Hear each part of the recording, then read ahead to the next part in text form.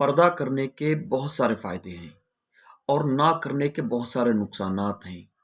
جو لڑکیاں یا عورتیں پردہ نہیں کرتی ہیں وہ بھی اس کو سن لیں، اور جو کرتی ہیں پردہ وہ بھی سن لیں، انشاءاللہ پردہ کرنے کا ذہن بن جائے گا۔ سب سے پہلی بات تو یہ، عورت کو عورت کیوں کہتے ہیں، عورت کا مطلب کیا ہوتا ہے؟ عورت کا مطلب ہوتا ہے چھپا کے رکھنے کی چیز، یعنی کہ عورت جب پردے میں ہے تو وہ ایک حفاظت میں ہے۔ چلیے پردے کے کیا کیا فائدے ہیں آپ اس کو دیکھیے۔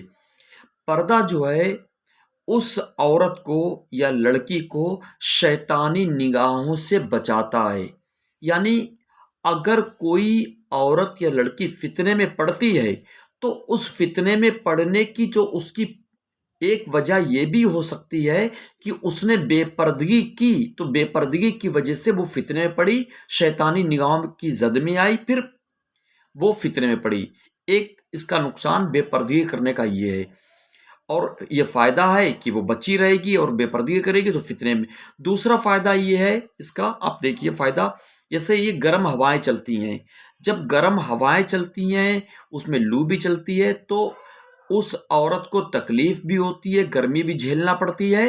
اور دوسرا اس کا یہ فائدہ ہے پردے کا کہ اگر اس نے پردہ کر لیا تو گرم ہواؤں سے بچی رہے گی، اور اس کے چہرے کا حسن و جمال، اس کی باڈی کا حسن و جمال سلامت رہے گا۔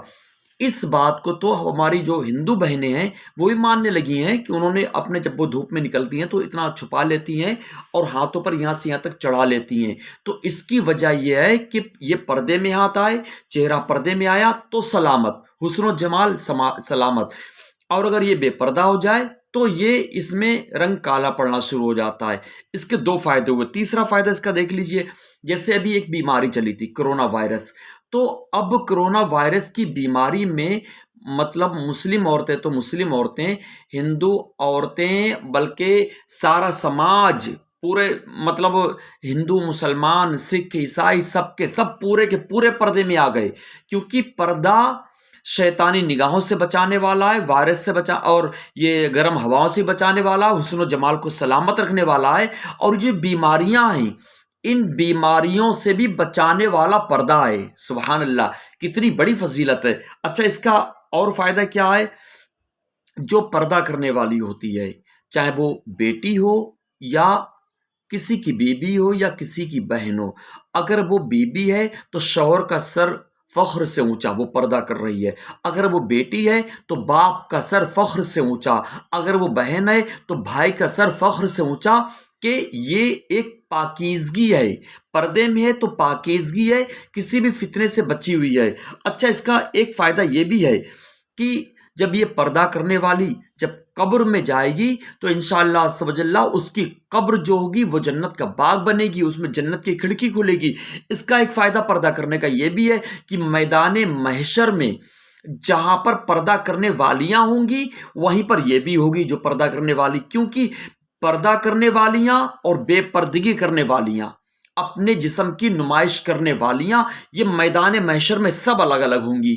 تو اس کا ایک فائدہ پردہ کرنے کا یہ بھی ہے، جو لوگ یہ کہتی ہیں کہ ہمیں پردے میں گھٹن یا یہ محسوس ہوتی ہے، تو جب یہ موت کا ڈر سامنے آیا تھا تو موت کے ڈر نے گھٹن وغیرہ کو ختم کروا دیا، پورے کے پورے پردے میں آ گئے۔